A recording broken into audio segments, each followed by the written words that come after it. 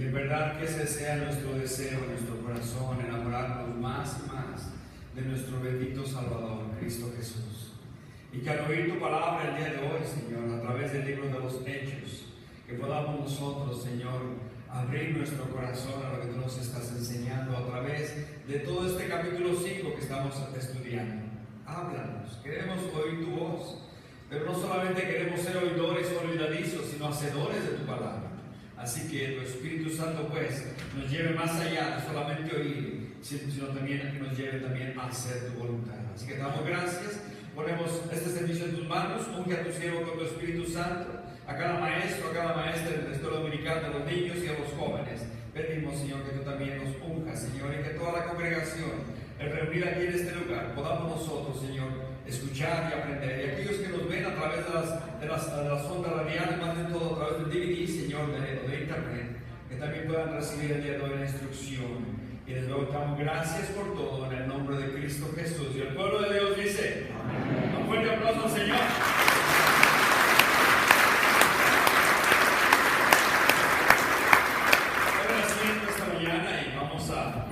Comenzar nuestro estudio, pero no sin antes pues saludar a las personas que nos visitan por primera vez. Ya que vienen por primera vez y levantas tu mano, queremos saludarte, darte la bienvenida. Pero si alguien pues les diga, tenemos años por primera vez bienvenida a la iglesia el día de hoy, cosecha.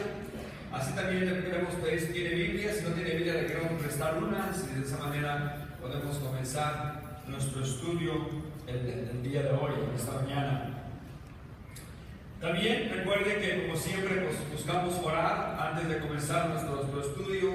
Prometimos orar antes de comenzar cada estudio en este lugar. Vamos a pasar como iglesia un momento de oración. Yo quisiera que el enfoque del día de hoy fuera la cruzada de Harvest. Hoy comenzamos ya a anunciar más seguido este gran evento que será el 27, 28 y 29 de agosto. Es un evento masivo en donde se lleva un evento evangelístico de 3 días, viernes, sábado y domingo, y estamos trabajando en el área hispana, ya que la iglesia Harvest, nuestra iglesia, le podríamos llamar nuestra madre iglesia, pues le puede llamar, de ahí salimos nosotros, todavía estamos unidos a ellos. Nosotros los que trabajamos en el área hispana, todo lo que se refiere a la traducción, así como también el seguimiento en el campo, y también los sugieres en la sección hispana. Así que vamos a ponernos de pie, vamos a orar el día de hoy, vamos a orar por el pastor, el evangelista Greg Glory, vamos a orar por los diferentes grupos musicales que van a venir ese día a ministrar, vamos a orar por todos los siervos, vamos a orar por seguridad. Sabemos que el día de hoy hay tantos ataques donde se reúnen personas el día de hoy, vamos a orar por seguridad también ese día, y vamos a orar por salvación de aquellas almas que van a ir y no conocen al Señor. Padre, en el nombre de Jesús, como iglesia o parte de tu iglesia aquí en Riverside, esta congregación de Cosecha, compañero cristiano, queremos, Señor, venir ante tu presencia, reconociendo que tú eres nuestro Dios, nuestro Creador, y te hemos adorado y te seguiremos adorando, Señor, no solamente de labios a través de esos cantos que hemos expresado, sino también con nuestras vidas, porque tú eres nuestro Creador, nuestro Rey, nuestro Amo, y te adoramos con todo nuestro corazón y con todo nuestro ser, Señor. Pedimos, Señor, que perdone nuestros pecados, queremos acercarnos a ti y que nuestra oración llegue a ti. Perdona nuestras ofensas, Señor, y gracias te damos por el privilegio que tenemos, Señor, de poder tener acceso al trono de la gracia.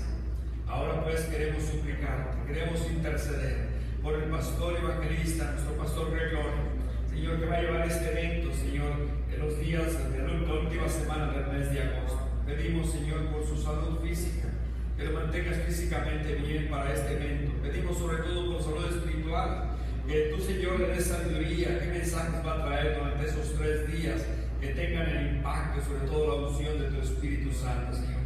Oramos, Señor, por su esposa, Katy, oramos por su hijo Janet, por sus nietas y su nieto que tiene, por toda esta familia, la ponemos en tus manos, que les cuide, les protege, les guarde de todos los ataques del enemigo, mientras se preparan para este gran evento aquí en el Estadio de los Angelitos. Oramos por los grupos musicales que van a venir. Sabemos que ellos tratan de traer lo mejor para traer a aquellos que no te conocen, especialmente a los que no te conocen.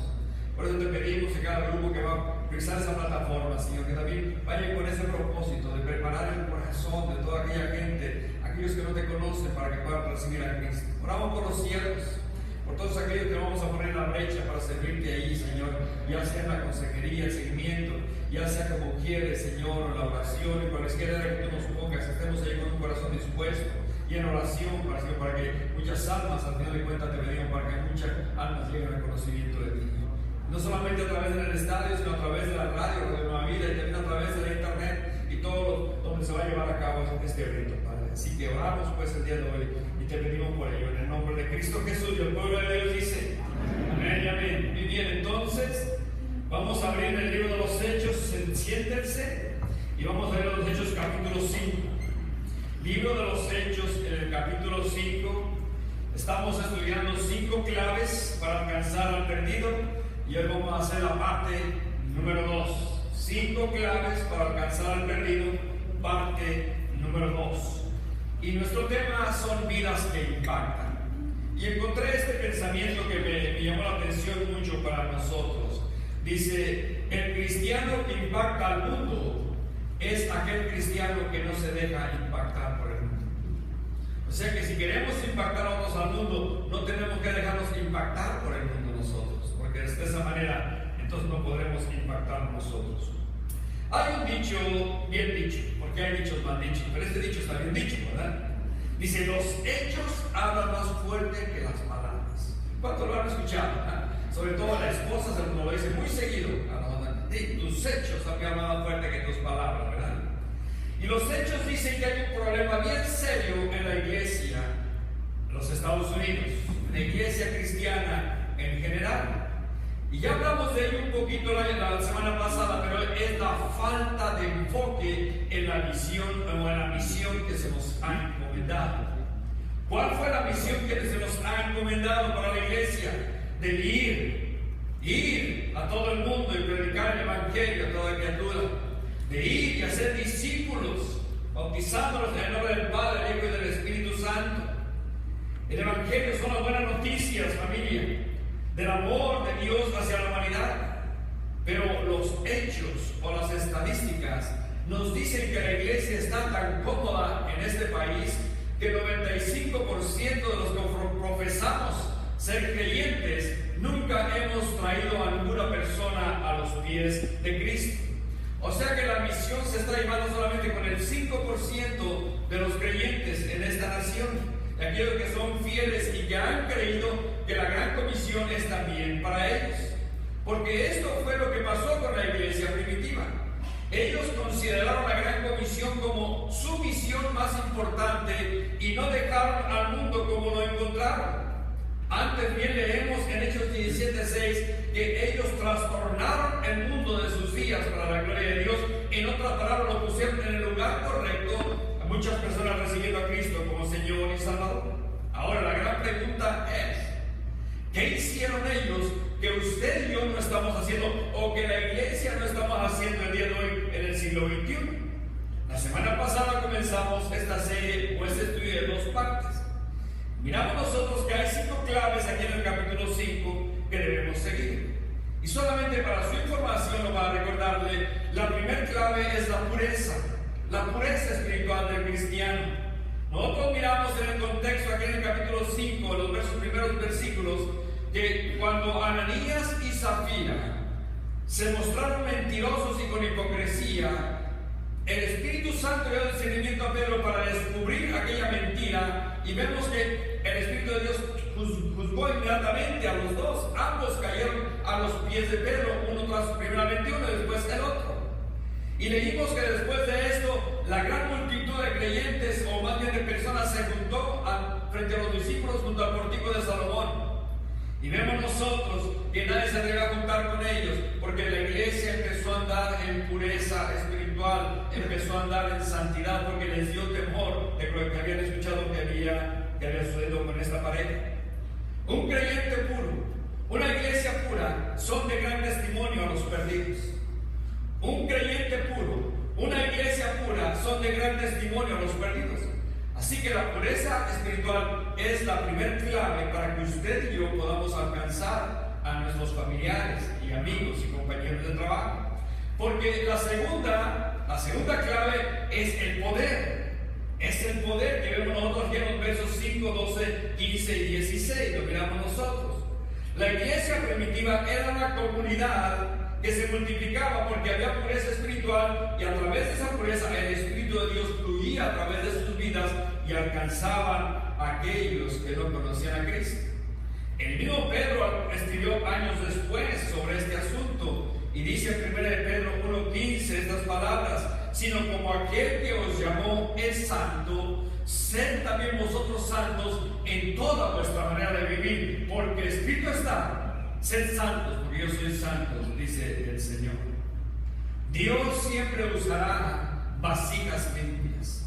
Dios usará instrumentos santos, hombres y mujeres que andemos en santidad, en pureza, porque es ahí donde se manifiesta el poder del Espíritu Santo.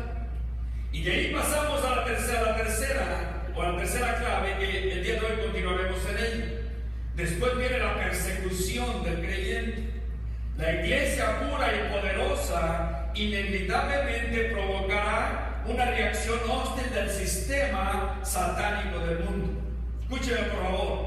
La iglesia pura y poderosa inevitablemente provocará una reacción hostil del sistema satánico del mundo.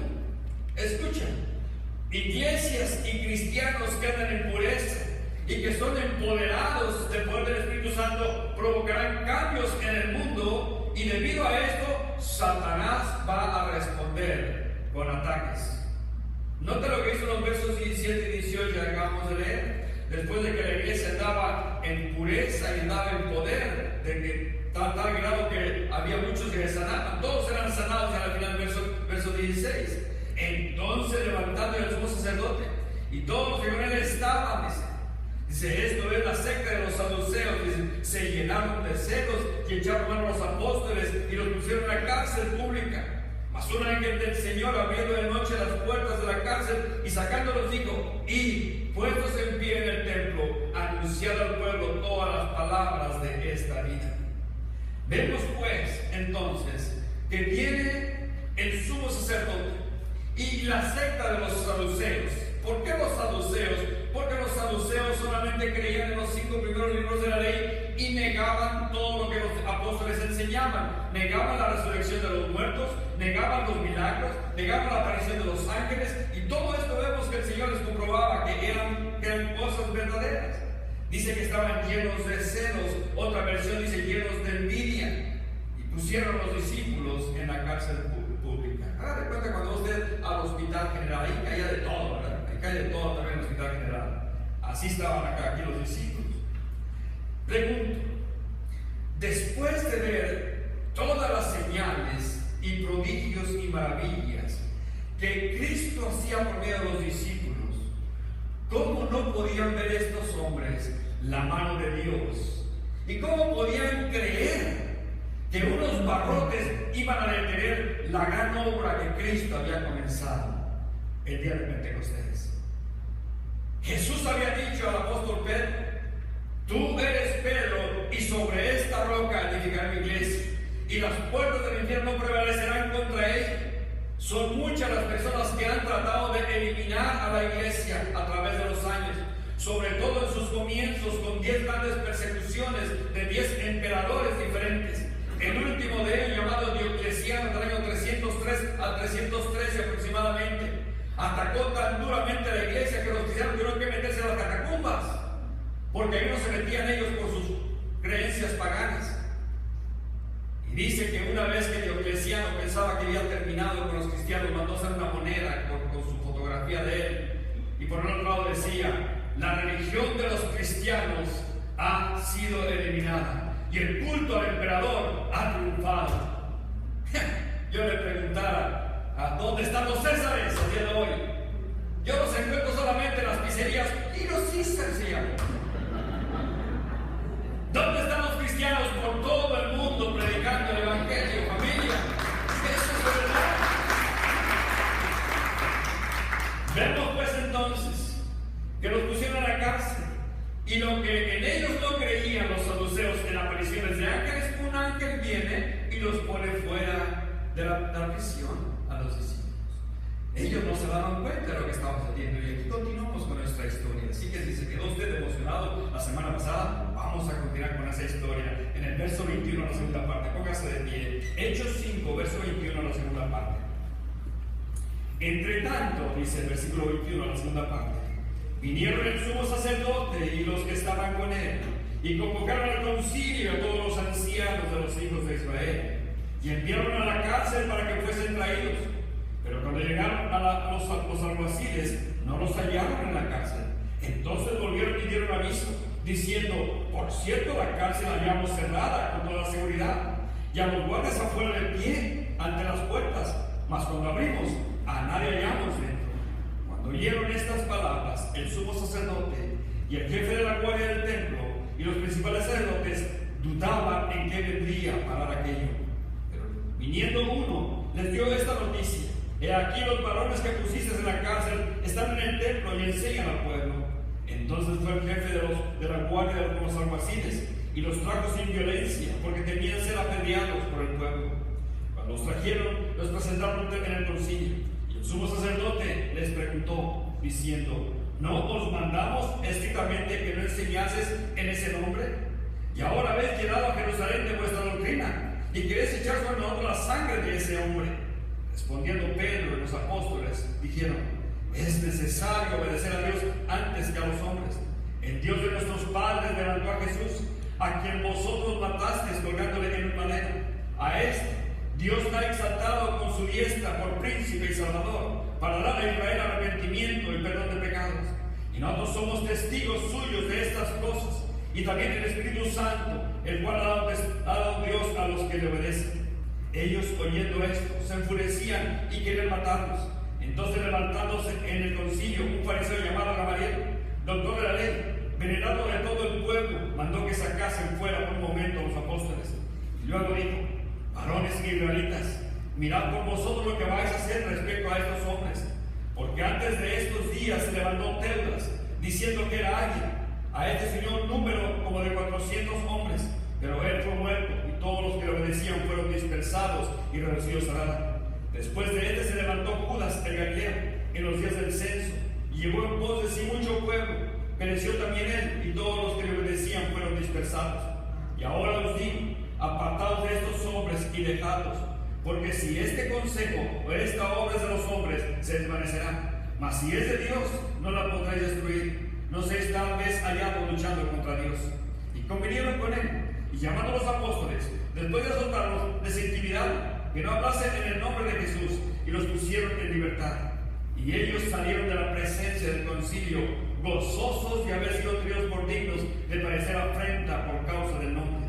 Y todos los días en el templo y por las casas no cesaban de enseñar y predicar a Jesucristo. ¡Wow! Vamos a seguir entonces con nuestra gloria a Dios por ello. Ese es el valor que necesitamos hoy día nosotros, llegar a ser. Para ello estamos estudiando estas claves entonces. Entonces, al continuar con la clave de la persecución, aquí en Hechos capítulo 5, del verso 21 al verso 28, podemos ver aquí una vez más al concilio reunido para tratar este asunto tan importante para los saduceos más que para otro grupo. ¿Qué harían con estos hombres del vulgo, sin letras, pero que manifestaban gran poder haciendo milagros y señales y prodigios en el nombre de Jesús de Nazaret, a quien ellos proclamaban que estaba vivo?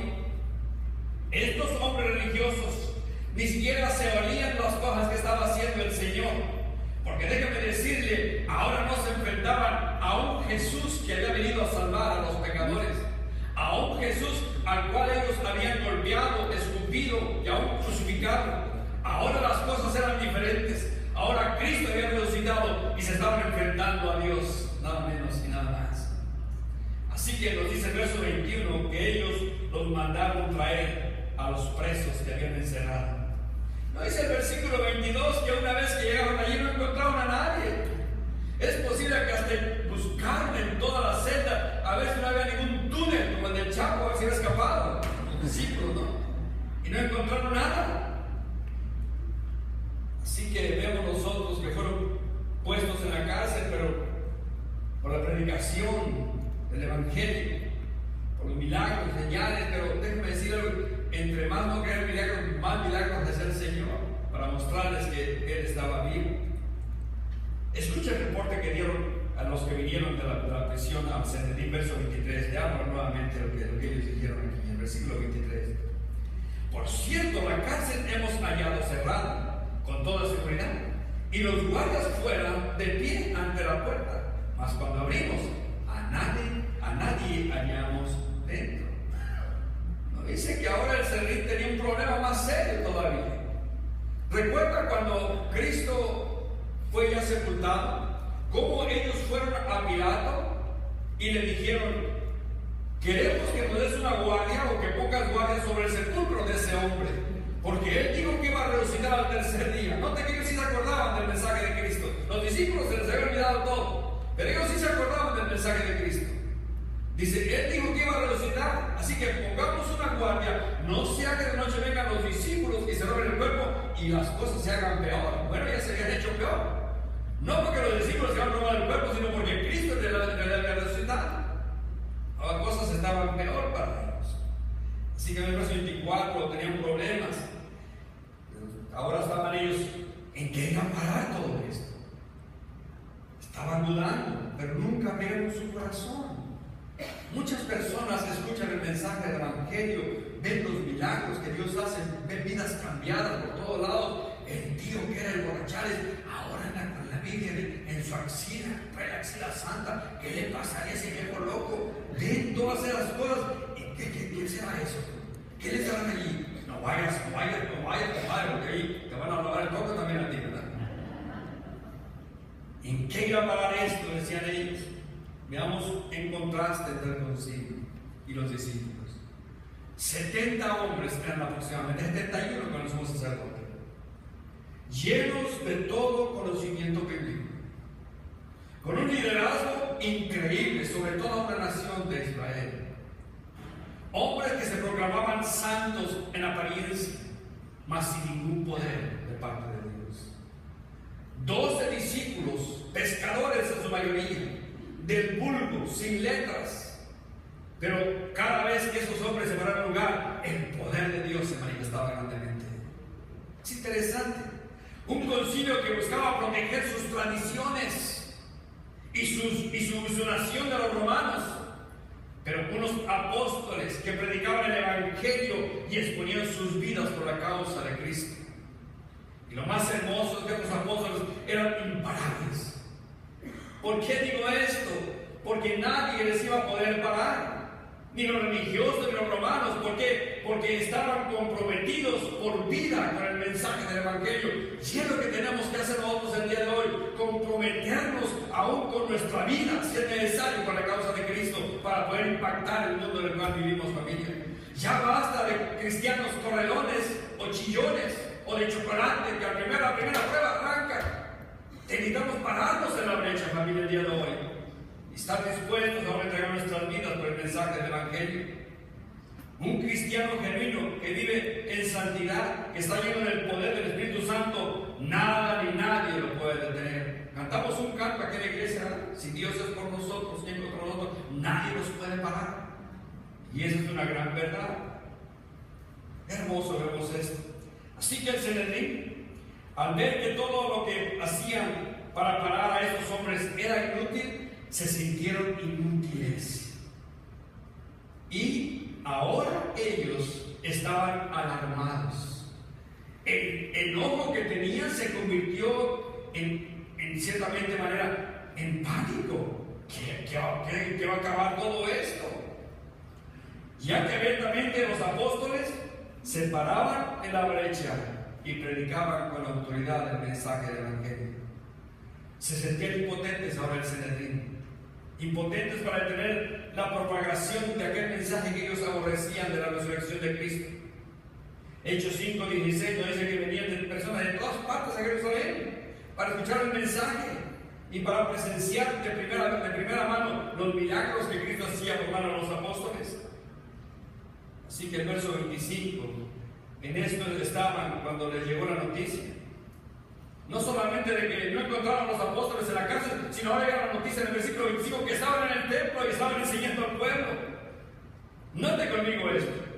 Si los apóstoles hubieran sido pueblos libres y se hubieran ido a esconder de los religiosos, no hubiera sido de bendición para la iglesia. Pero como se pararon en la brecha y estaban enseñando en el templo, siguiendo el mensaje de aquel ángel que les dijo: id y anuncien estas palabras de vida, entonces esto fue como un insulto para el Sanedrín. Déjeme decirle a usted que es un gran ejemplo para usted y para mí ver con qué valor estos hombres se paraban en la brecha y compartían en medio de esa persecución el mensaje del Evangelio.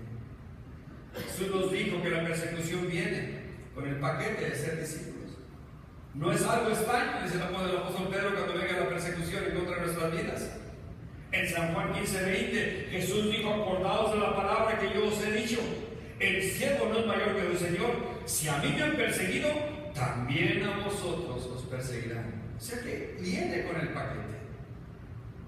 Al llegar al verso 26, nos encontramos con un gran cambio de conducta. Ahora ya los alguaciles o los polizontes del templo ya no van con enojo a tomar con violencia a los apóstoles. Ahora van casi: por favor, ¿quieren venir con nosotros? Ya cambiaron las cosas ahora. ¿Por qué? Porque le tienen miedo al pueblo, que fueron apedreados estos hombres. Ahora vemos que ahora los traen, pero vienen voluntariamente. Recuerden, hermanos, cada vez que vemos a los apóstoles no poner resistencia al ser llevados prisioneros, recordemos que es un principio para que nosotros podamos saber cómo tener éxito en la persecución. La sumisión es uno de los principios para manejar con éxito la persecución. Verso 27. En este momento son traídos los apóstoles nuevamente ante el Sanedrín religioso. Una vez más les recuerdo que estos hombres tenían mucha autoridad. Y estos hombres se han manipulado muy bien aún al gobierno, habían manipulado a Pilato y al rey Herodes y a toda la hora manipulaban a esta gente. Eran muy astutos, lograron llevar a Cristo a la muerte y lo vieron pasar los discípulos, deben tener cuidado. Entonces el sumo sacerdote empieza la interrogación en contra de ellos. 3 preguntas les hacen, o por 3 razones los trajeron nuevamente. Número 1, ¿no les mandamos estrictamente que no enseñasen en ese nombre? Verso 28. Les acusaban de ser desobedientes a la orden que les habían dado a ellos.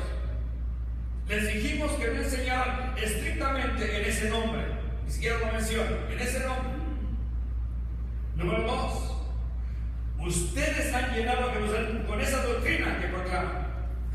Y es verdad, habían llenado todo Jerusalén con el mensaje del Evangelio. ¿Por qué? Porque andaban en ese trabajo, eran obedientes a su gran comisión. Tercero, quieren echar la sangre de ese hombre sobre nosotros. Esta es la peor acusación, porque ahora dice: ustedes nos están poniendo una etiqueta sobre nuestras espaldas como los asesinos del Mesías o de Cristo o de Nazareno. ¿Recuerda usted en el capítulo 27 de Mateo, cuando Pilato quería soltar a Jesús y le decía: no, dice: ¿qué voy a hacer con él? Es más, él escogió a otro, al peor de los presos, allí a Barrabás, un hombre que era asesino, era de lo peor. Y digo: bueno, escojan a quienes les dejo libres, a Barrabás o a Jesús. Y ellos, los líderes religiosos, presionaron al pueblo para que pidieran que soltaran a Barrabás. Y Pilato les dijo: ¿y qué haré con Jesús llamado el Cristo? Ellos dijeron: crucifícale. Entonces Pilato se lava las manos y dijo: inocente soy de la sangre de este justo. Allá ustedes. ¿Cuál fue la respuesta del pueblo de Israel? Su sangre sea sobre nosotros y sobre nuestros hijos. Aquí dicen: ¿quieren echar la sangre de este hombre sobre nosotros? ¿No lo pidieron? Lo habían pedido. Ellos lo habían pedido de esa manera. Nota algo interesante, y es que el sumo sacerdote ni siquiera quiso pronunciar el nombre de Jesús. Ese hombre las veces decir. No hay duda, hermanos, que cuando el corazón de una persona se torna en contra de Dios, el libro de los Hebreos dice: cosa horrenda es caer en las manos de un Dios vivo. No hay más que un horrendo juego de eterna perdición para aquellos que rechazan el nombre del Señor. Una cosa debemos notar, y es esta: el sumo sacerdote no les preguntó para nada cómo habían escapado de la cárcel. No le parecía que no les preguntó nada. ¿Y quién los sacó? ¿Cómo? No les preguntó nada. De seguro le había llegado el chisme, dicen que un ángel, ¿qué ángel? No creemos en nada, se evadieron la pregunta. ¿Cómo sabieron? Yo entiendo este versículo de San Juan 3:19 con estos hombres, para que tengamos cuidado nosotros.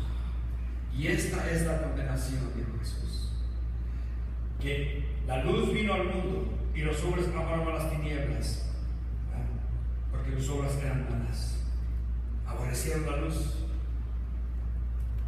Pasamos entonces a la cuarta clave. No se le olvide: pureza, poder, persecución. Ahora tenemos el número 4: persistencia. Persistencia.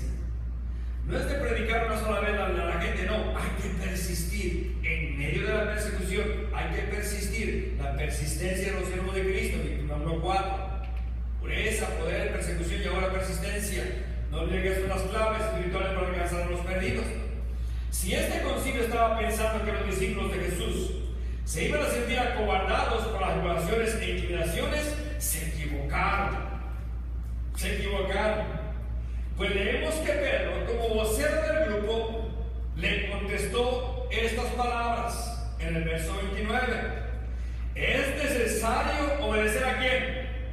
A Dios, antes que a los hombres. Es necesario obedecer a Dios antes que a los hombres. Recuerde, Pedro y los discípulos estaban llenos del poder del Espíritu Santo. Y Pablo dijo a Timoteo en su segunda carta, en el capítulo 1 y versículo 7, porque Dios no nos ha dado espíritu de cobardía, sino de poder, de amor y de dominio propio. Entonces vemos aquí que la palabra se cumple. Además, Pedro les había dicho en Hechos 4:19, juzgad por vosotros mismos si es justo obedecer a los hombres antes que a Dios. Y como era más importante o necesario obedecer a Dios antes que a los hombres, entonces Pedro y los demás se pusieron a predicar el mensaje del Evangelio. El Dios de nuestros padres, sigue diciendo Pedro ahora, era su plataforma para predicar el Evangelio. Aquí en los versos que siguen el verso 30, mira lo que les dice, solamente 2 versículos, le doy un mensaje de 2 versículos a esta gente. El Dios de nuestros padres levantó a Jesús, no te lo olvides, a quien vosotros matasteis colgándole en el madero. A este Dios ha exaltado con su diestra por príncipe y salvador, para darle arrepentimiento y perdón de pecados. Y nosotros somos testigos suyos de esas cosas, y también el Espíritu Santo, el cual ha dado Dios a los que le obedecen. Aquí está el mensaje del apóstol Pedro. Solamente son 3 versículos. Todo el concilio religioso había participado en la ejecución de Jesús. Ellos dieron su voto al sumo sacerdote Caifás cuando Caifás le preguntó a Jesús, dinos abiertamente si tú eres el Hijo de Dios. Y Jesús le dijo, tú lo has dicho. Entonces Caifás se rasga sus vestiduras y dice, ¿qué más testimonio tenemos? ¿No necesitamos más testimonio? ¿Qué piensan ustedes? Y todos dijeron, el reo de muerte. Y comenzaron a golpearlo y a bofetearlo. Lucas 22, se recuerda que le vendaron los ojos y le decían, profetízanos, Cristo, ¿quién te golpeó? Le humillaron grandemente. Mas Dios le resucitó, ustedes lo mataron. Notemos con qué persistencia los discípulos de Jesús enseñaban la verdad del Evangelio, con gran persistencia y sin ningún temor. Pedro acusaba nuevamente este concilio de haber matado a Jesús. Vosotros lo matasteis. Significa dar muerte con sus propias manos a alguien. Lejos de dar marcha atrás, Pedro intensificaba o era persistente en el mensaje que había recibido para predicarlo en medio de esta gente tan importante, colgándolo de un madero. Ahí dice la manera tan vergonzosa que lo mataron. Deuteronomio 21, 22 y 23 dice la ley, si alguno hubiere cometido algún crimen digno de muerte y lo hicieres morir y lo colgares en un madero, no dejarás que su cuerpo pase la noche sobre el madero. Sin falta lo entrarás el mismo día, porque maldito por Dios es el colgado. Imagínense el amor de Dios por usted y por mí. Gálatas 3:13 dice que Cristo nos redimió de la ley, de la maldición de la ley, hecho por nosotros maldición. Interesante, porque maldito es todo el que es colgado en un madero. Jesús lo hizo por ti. Siendo Dios, dice Pablo en Filipenses 2, se humilló hasta lo sumo, hasta morir en una muerte y muerte de cruz. Aunque a lo suyo vino, los suyos no lo recibieron. Mas Pedro dice en el versículo 31, a este, es decir, a Jesús, el que ustedes colgaron de un madero, Dios lo ha exaltado por su diestra, note, por príncipe y salvador. En Hechos 3:15 le llamó el autor de la vida. En otras palabras, el originador de la salvación, dice Hebreos 2:10. El originador de la vida y originador de la salvación también. Convenía, dice Hebreos 2:10, aquel por cuya causa son todas las cosas y por quien todas las cosas subsisten, que habiendo de llevar muchos hijos a la gloria, perfeccionarse por aflicción al autor de la salvación de ellos. O sea que Cristo viene a ser el originador de la vida, el originador de nuestra salvación. Y fue con el propósito de ¿qué? De dar arrepentimiento y perdón al pueblo de Israel. Primeramente al judío, dice la Escritura, y después a nosotros. Sabemos que el arrepentimiento del pecado es parte integral de la fe salvadora. Si no hay arrepentimiento, familia, no hay salvación. La primera palabra que predicó Juan el Bautista, arrepentidos. La primera palabra que predicó Jesús, arrepentidos. Y cuando la gente le preguntó a Pedro, ¿qué haremos? Lo primero que dijo Pedro, arrepentimos. Arrepentimiento. ¿Qué significa arrepentimiento? Dar media vuelta. Y ibas con el mundo, ahora vas con Dios. Nosotros somos testigos de este versículo 32. Ellos habían caminado con Jesús por lo menos por 3 años y medio en su ministerio. Lo vieron pasar hambre como un hombre, tener sed, cansarse, dormirse.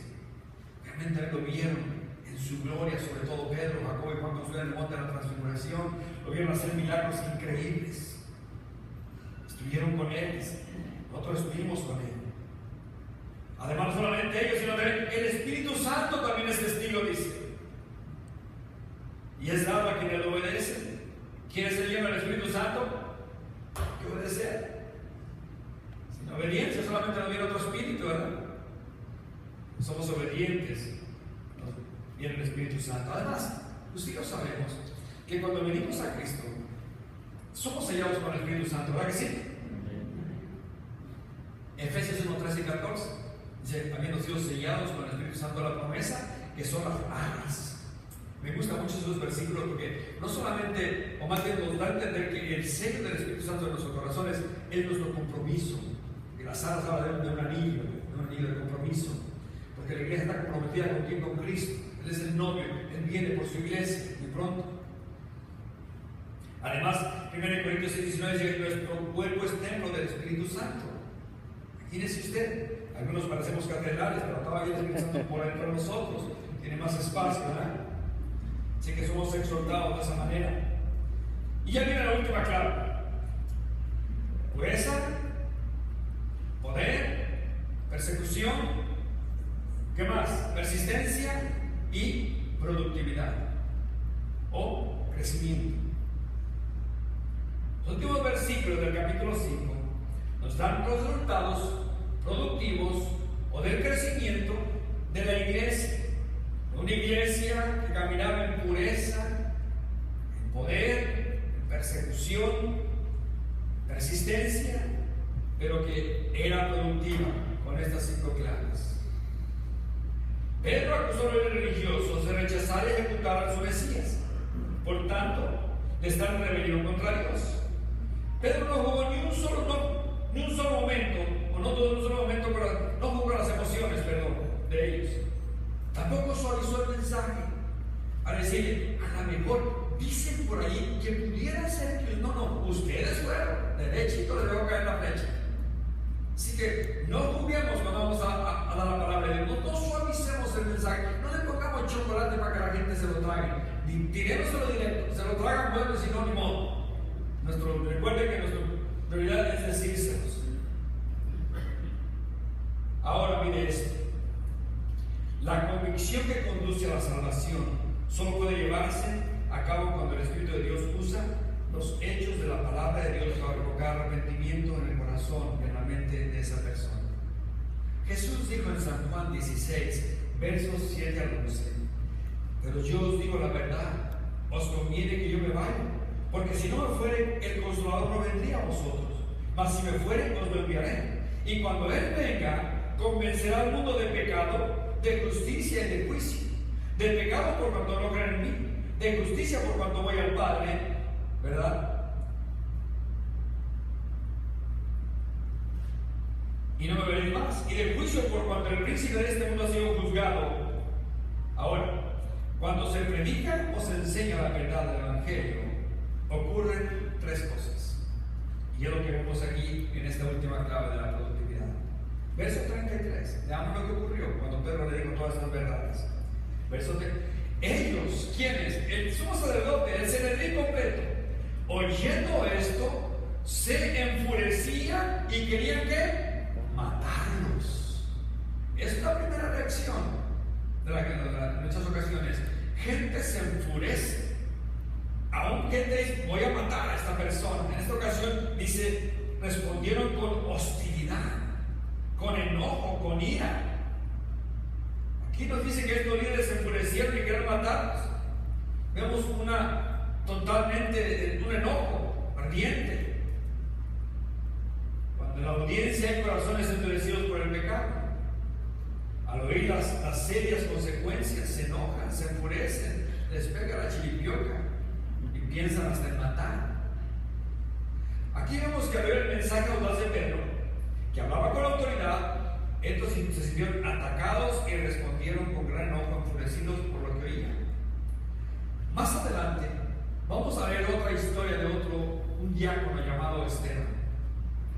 Este joven también se puso a predicar la palabra del Señor y con falsa acusación lo trajeron ante el Sanedrín para condenar a la muerte.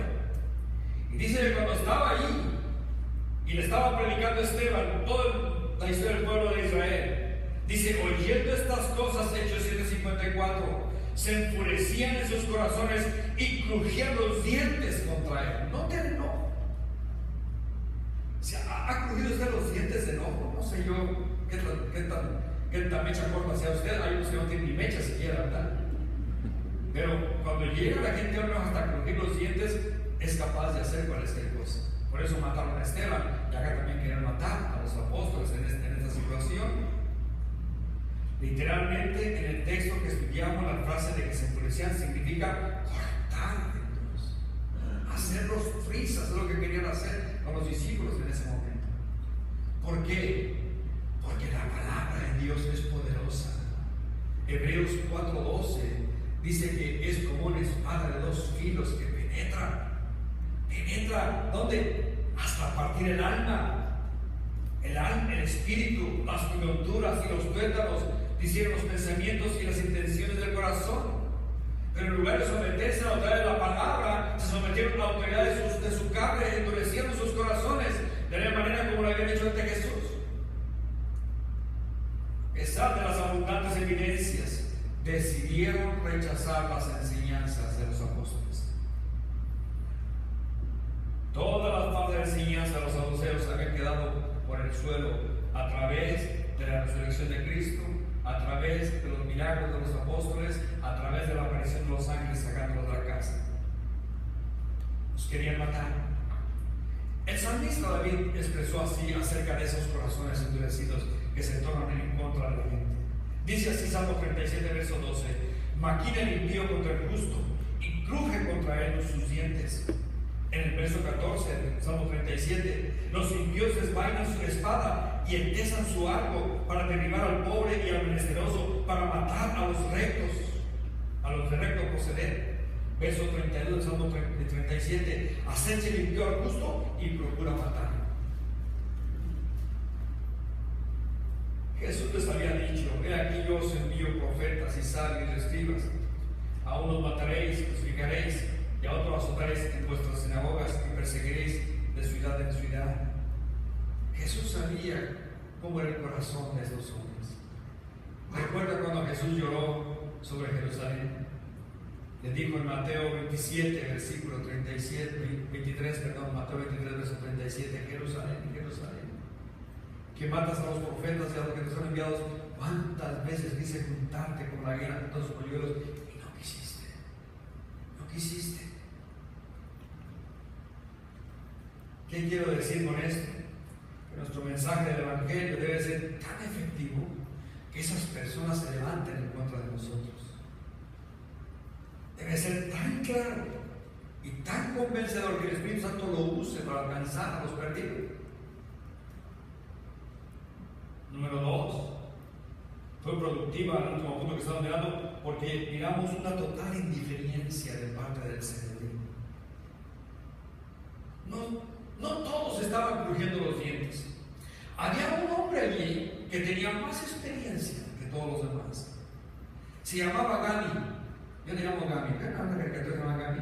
Él se llamaba Gamaliel, se llamaba, dice aquí la escritura en los versos 34 a 40. Este hombre era un fariseo, doctor de la ley. Dice aquí que era muy respetado por todos. Este hombre era un fariseo y doctor de la ley. Fue sin duda el rabino más prominente de esa época, uno de los más grandes de toda la antigüedad. Este Gamaliel era nieto de Gideón, otro rabino, o sea que corría sangre rabínica por sus venas de este Gamaliel. A este Gamaliel le dieron el título de Robán, que quiere decir nuestro maestro. En otras palabras, tenía un título enorme este hombre.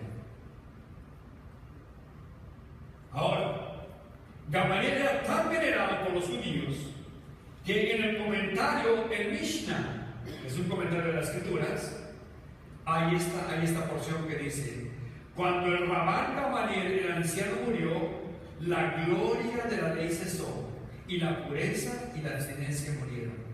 O sea, que impactó la muerte de este hombre. O sea, que no tenían tan grande estima a este hombre. El estudiante más famoso de Gamaliel, ¿quién fue? Algunos de ustedes saben. Y Saulo de Tarso, y llegó a ser el apóstol Pablo. Ahora, verso 34. Cuando Gamaliel miró el deseo de matar a los discípulos, se paró y dijo que no cunde el pan, hermanos, y mandó sacar a los apóstoles. Y les dio 2 ilustraciones por las cuales ellos deberían de calmarse en ese momento. Les habló de un tal Teudas. Lo busca uno, no lo encuentra, pero Lucas dice que existió un tal Teudas, Gamaliel lo dijo, que caló 400 hombres diciendo que él era alguien. Dice, pero ¿saben qué? Lo mataron y todo lo demás se dispersó. En el tiempo del censo se levantó un Judas Galileo, quien también caló mucha gente y también le dieron chicharrones y se dispersó. Ahora les digo, tengan mucho cuidado lo que van a hacer con estos hombres. Porque si esto que están haciendo es obra humana, se va a desaparecer, se va a desvanecer. Pero si es de Dios, no podrán hacer nada. Al contrario, ustedes van a estar luchando contra Dios. Eso fue el consejo de Gamaliel. Apártese de estos hombres, déjenlos, no sé que al final se encuentren luchando en contra de Dios. Ahora, ¿qué podemos entender de este consejo de Gamaliel? ¿Fue bueno para los apóstoles? Claro que sí, porque los iban a matar. Pero en sí, solamente fue una total indiferencia a lo que era genuino que los apóstoles predicaban. Y déjenme mostrarle el porqué. La idea de que todo lo que prospera tiene bendición de Dios es falsa. Y eso lo vemos nosotros. Miremos los testigos de Jehová. Ellos empezaron con la visión de que iban a hacer 144,000 y ahí se iba a acabar todo. ¿Verdad? Para el Apocalipsis 7, los 147,000 sellados, 44,000 sellados, porque ya les conté más, 44,000. Cuando ellos pasaron 144,000, dijeron, no, es la gran multitud. Cambiaron de teología inmediatamente. Eso no crece, porque ellos parecen moscas, ¿verdad? Llegan a casa y llegan. Y si no están preparados con la palabra, te convencen y te jalan. Ahora son millones de ellos alrededor. Así que no todo lo que crece es de Dios. Ahora, ¿en qué vino yo la indiferencia de Gamaliel? En que no hizo nada cuando le dieron su buena tunda a los discípulos. Dijeron, véanles. En aquel tiempo se daban 49 azotes, no 50 como decía la ley, porque ellos no querían violar. Si le daban 50 y se les había chispoteado otro, violaban la ley, así que le daban 49 como más seguro. no sé los que le hayamos dado otro aparte, ¿no? Pero todos era un castigo bastante fuerte. Y los azotaron. No te habla el verso 41 y 42, la aceptación, Salvador, al final. ¿Qué pasó con los discípulos después que le dieron una buena tunda? ¿Qué hubiéramos hecho este día? Llamar al 636. Violar mis derechos. Soy ciudadano de los pies de Estados Unidos. No vemos nada de eso. Dice aquí en el versículo 41, y ellos salieron de la presencia del concilio. ¿Cómo salieron? ¿Tristes? Gozosos. Ay, hermano, para que lleguemos a eso, como que nos falta mucho, ¿verdad? Déjenme comenzar con lo que una capaz de buena tontería. Salieron gozosos. ¿Pero saben por qué? Porque ellos estaban totalmente entregados a Cristo. Estaban dispuestos a morir si era necesario por causa de Él. Por eso dice que salieron gozosos por haber sido tenidos por dignos de padecer afrenta por causa de Jesús, el nombre. Y todos los días en el templo y en las casas no cesaban de enseñar y predicar a Jesucristo. Hermanos, ¿qué podemos decir de esto? Gálatas 6:17, Pablo dijo que también llevó las marcas en su cuerpo de Cristo, el Evangelio. Colosenses 1:24, de que me gozo por lo que parezco. 1 Pedro 4:13, lo sabes cuando sois participantes de los padecimientos. Todo es en el tiempo. Yo puse como conclusión rápidamente, 5 minutos tengo para hacer la conclusión. ¿Cuáles son las excusas que ponemos los cristianos el día de hoy para no compartir nuestra fe? Quiero que preste atención a eso, ¿verdad? Ojalá que no sean las que pone usted, pero son las más prominentes, las que pone el día de hoy el cristiano para no compartir su fe. 4 razones o excusas. Primeramente quiero decirle que una excusa es el que de una mentira, así que ya se voló, ya nos volamos ahí, ¿no? ¿Cuál es la primera excusa que pone el día de hoy el cristiano para no compartir su fe? No sé lo suficiente para compartir. Dicen que no saben suficiente, que es una memoria, que no saben cómo viene la oración al pecador. Creen que es mejor dejarles de trabajo al pastor y a los evangelistas y al grupo de discipuladores que hay en la iglesia. Pero Pablo le dijo a Timoteo: haz el trabajo de evangelista. En otras palabras, es nuestro deber aprender lo que no sabemos. Así como también es importante compartir nuestro testimonio personal.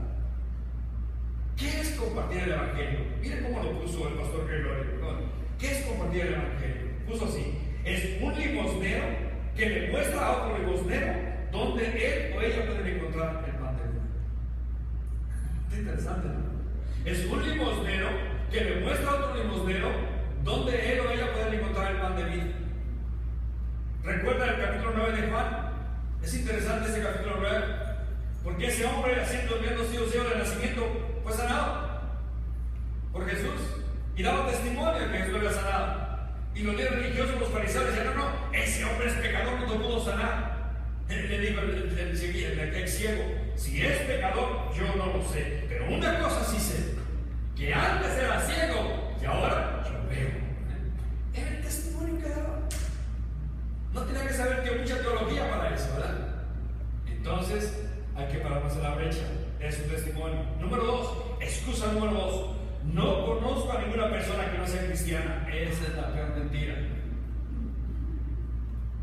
En su trabajo, escúchenos cómo hablan, qué chistes cuentan. En su vecindario, prende el televisor, usted va a ver por todos lados gente que no conoce nada del Señor y que necesitan escuchar que hay un Dios que les ama.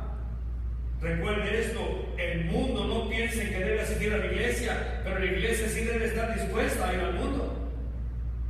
La gran comisión ahí está, y número 3, y es una de las más populares: tengo miedo de fallar, en hacer el ridículo, en fracasar. La estadística dice que esta es la razón número 1 de los cristianos por no compartir su fe. Tienen miedo a fracasar en su comisión. Este miedo viene, ¿sabe de dónde? De pensar que nosotros somos los que salvamos a la persona. Eso es una mentira. Nosotros compartimos el evangelio. Es el Espíritu Santo el que trae a la persona a los pies de Cristo. Tenemos que entender eso, porque si no, voy a fracasar. ¿Sabe? Uno como pastor tiene muchas experiencias que uno se da cuenta. A veces dice, wow, uno ve su mensaje y dice, wow, aquí con este mensaje, muchas personas la culpa. Pregunto si hay alguien que lo visita, y nadie viene a Cristo. Y a veces hasta se equivoca uno en lo que dice y ni siquiera nadie va a venir a Cristo. Y es cuando vienen a Cristo. ¿Por qué? Porque no es uno, es el Señor, es el Espíritu de Dios dando convicción al pecador de su necesidad que tiene de un Salvador. Así que olvídese eso de que tengo miedo. Pero yo creo que la excusa más prominente para mí es la número 4. No me importa la salvación de los demás. Allá ellos. Ojalá que les vaya bonito. Cada quien que se rasque con sus propias uñas. Primero mis hijas que mis parientes. Todo bien, ya lo he dicho, no todo nada. Allá ellos. Si somos honestos, esa es la excusa más peor de los cristianos. No importa. Ahora yo voy rápidamente 4 razones por qué sí debe importarnos. Número 1, porque debemos estar agradecidos por lo que Cristo ha hecho con nosotros. Nos has hablado. Piense en el tipo de persona que era usted. Bueno, cuando yo pienso en mí, nadie daba un quinto por mí. Borrachada de todos los días le entraba chulo. Machista de primero. Quería andar bien planchado, pero no quería planchar yo, ella tenía que planchar. Todo ese machismo que viene ahí estaba conmigo. Aunque tenía cara de así de santito, pero no vivo demonio. Agradecida por el cambio que ha hecho Dios en mi vida, igualmente usted. Por agradecimiento. Si Dios ha hecho un cambio en mi vida, puede hacer en otros. Si tengo la esperanza de la vida eterna, que usted también la tenga. Aunque sea mi enemigo, no le hace, ahí en el cielo no será mi enemigo. Número 2, porque el Espíritu Santo debe haber una carga en nosotros. Pablo en Romanos 9, 2 y 3 dijo que él deseaba ser anatema para que sus hermanos alcanzaran la salvación. El amor, la carga. Si no hay carga en su corazón, por lo menos pídasela a Dios. Diga, dame carga. Por esta gente que no te conoce, no sé cómo hablar, pero llena, Señor, de tu Espíritu Santo, dame carga. Número 3, porque Dios usa el Evangelio para que nosotros crezcamos. Al preparar a nosotros, crecemos. Memorizamos versículos, estudiamos cómo hablar a la gente, crecemos también nosotros. Y número 4, que es la más bonita, un día recibiremos una corona de gloria en el cielo. Pablo le dijo a los tesalonicenses, vosotros sois mi gozo y mi corona de gloria. Un día cuando estemos en la presencia del Señor, te dará una corona por cada alma, no sé si por cada una corona de gloria, por el trabajo que hiciste. Te dirán, bien hecho, siervo fiel. En lo poco fuiste fiel, sobre mucho te pondré. Entra al reino de tu Señor. Eso es lo que debemos hacer nosotros, Dios, que nos recibe el Señor Jesucristo de esa manera. Que no vaya a ser, apártate de mí, orador de matar. Que no sea eso, sino que sea, entra a la casa de tu Señor. Y para ti, amigo, para cerrar en esta mañana, ¿qué tengo para ti?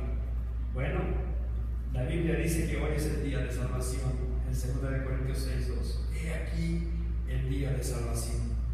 Esta salvación que solo viene por medio de entregar tu corazón a Cristo, de arrepentirte de tus pecados y ponerlo en tu corazón. Mira, la última invitación de la Biblia es para ti. El Espíritu y la esposa dicen ven, y el que oye diga ven, y el que tiene sed venga, y el que quiera tome del agua de la vida gratuitamente.